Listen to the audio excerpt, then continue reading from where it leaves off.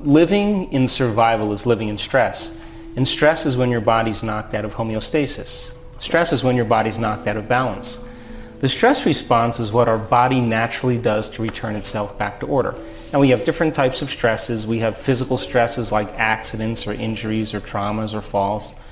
We have chemical stresses like viruses and bacteria and hangovers and blood sugar levels and hormones and foods. And we have emotional stresses like traffic jams and internet connections and second mortgages and single parenting and 401ks. In every one of those things, physical, chemical, or emotional, the body responds by turning on a primitive nervous system. And that primitive nervous system is called the fight or flight nervous system. And when we are experiencing a threat in our external environment, we mobilize an enormous amount of energy to protect the body in its external environment. Now, those hormones of stress, those chemicals, produce a rush of energy. And that rush of energy wakes us up to be more present with three things. We become focused on our bodies, we become focused on the environment, and we become focused on time. Now, all organisms in nature can handle short-term stress. Zebra gets chased by a lion, 15 minutes goes back to grazing, and the body returns back to balance. But human beings are a little different. When we turn on the stress response, we can turn it on by thought alone. We can begin to think about some future event. We can begin to anticipate some worst case scenario. We can begin to expect something to happen in our future based on our past. And we make thought more real than anything else, and the body physiologically changes as if that future event is happening, and we experience the stress of that future event. By the same means, we can unfold the past bitter memory that's tattooed in the recesses of our gray matter, and like magic it comes to life. And in that moment it's real, and the body as the unconscious mind does not know the difference between the actual experience that produces the emotions and the emotions that we fabricate by thought alone. So the hormones of stress then begin to push the genetic buttons that create disease. It's a scientific fact. And no organism in nature is designed for long-term stress. So when you and I are living under the gun of the fight or flight nervous system, we're mobilizing all of this energy. The rush of energy becomes highly addictive. And we begin to subconsciously or unconsciously associate the problems and the conditions in our life to reaffirm our emotional addiction so that we can remember who we think we are as a somebody. So we keep the problems and the circumstances in our life to reaffirm how we want to feel based on that emotion. Now, the emotions of anger, of hatred, of aggression, of competition, of control, of fear, of anxiety, of guilt, of shame, of insecurity, of unworthiness, of fear, all of those emotions are the emotions driven by the hormones of stress. And those emotions then cause the ego to become selfish, become self-indulgent, self-centered, self-serving, self-aggrandizing. It's all about the self. Now, when the zebra's being chased by the lion, she's only concerned about three things. I got to take care of this body. Where in my environment am I going to run, and how much time do I have to get there? So the body, the environment, and time. And when you and I live by those lower emotions that I just talked about, we begin to identify ourselves as a body in this environment and time. We're concerned about our bodies, what we look like, what our faces look like, our wardrobe, the things that we have in our life, the things we don't own, our problems. We obsess about time. We become over-focused on these things. And in a sense, when those hormones of stress are running, we become materialists. We begin to try to define reality through our senses.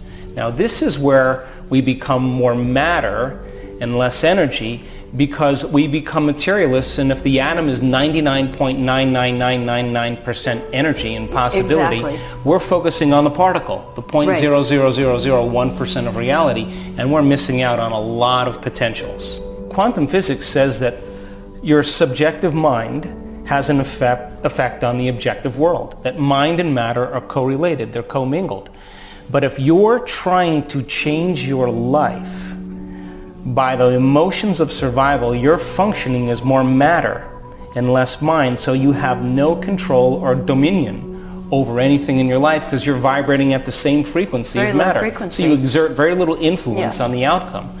So now when you and I are in the creative state, when you and I are truly focused in creating, this amazing thing happens. We forget about ourselves. Yes. We become nobody, no thing, no time. We become pure consciousness. We become pure mind. And that's the moment we walk through the door to the quantum field. We no longer are focusing on the particle. Now we're focusing on possibility. And when an observer takes its attention off the particle, it turns into energy and information. So if you and I are observing our life from the same level of mind every single day, we keep infinite patterns of information collapsed into the same reality called our life.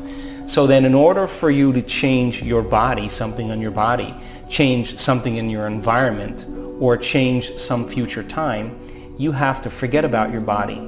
You have to forget about your environment. You have to forget about time. You have to become selfless. So going from selfish to selfless means we have to lay down the very thing we used our whole life to get what we want for something greater to happen. And that requires then dissociating and disconnecting from our environment, our body, and time. And it requires then taking our attention off the emotions that reaffirm the addiction that keeps us human. Well, the people who, you can always tell a person who is struggling with those emotions because they'll only talk about themselves. It's never about you. That's right. They can't think greater than how they feel. As a matter of fact, feelings become the means of thinking.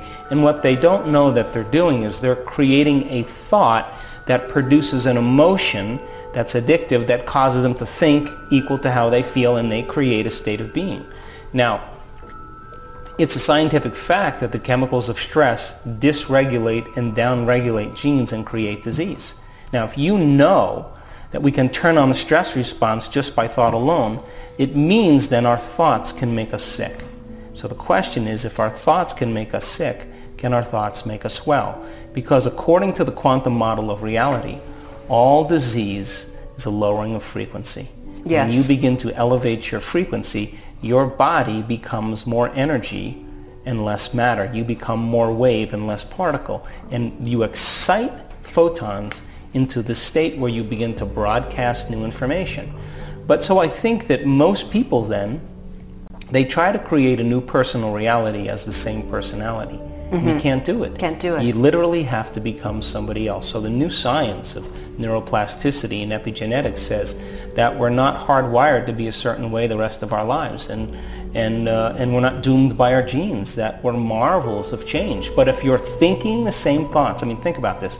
The average person thinks about 60 to 70,000 thoughts in one day.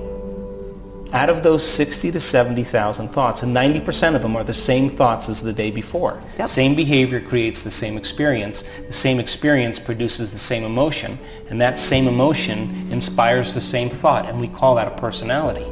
So by the time we're 35 years old, our biology becomes equal to how we think, how we act, and how we feel. So we fire and wire the same circuits in our brain. They become hardwired. We execute the same behaviors. We reaffirm those circuits. Those behaviors create the same experiences that produce the same emotions, and that becomes familiar to us. So then when a person has to cross the river of change, from the old self to the new self, the moment they start making a change, and the hardest part about change is not making the same choices you did the day before, all of a sudden they don't feel like themselves any longer. You know what they do?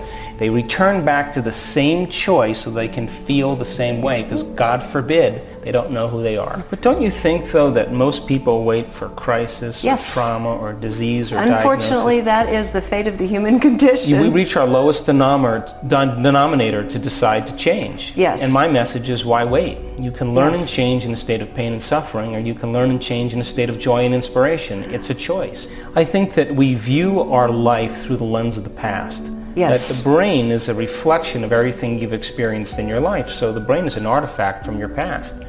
And emotions and feelings are the end product of past experiences. And so people live by certain emotions that define them. You know, whether it's suffering or victimization or aggression or anger or judgment, that's kind of the state of being that they've become accustomed to. So we could say then the emotion then becomes the lens that they view reality through.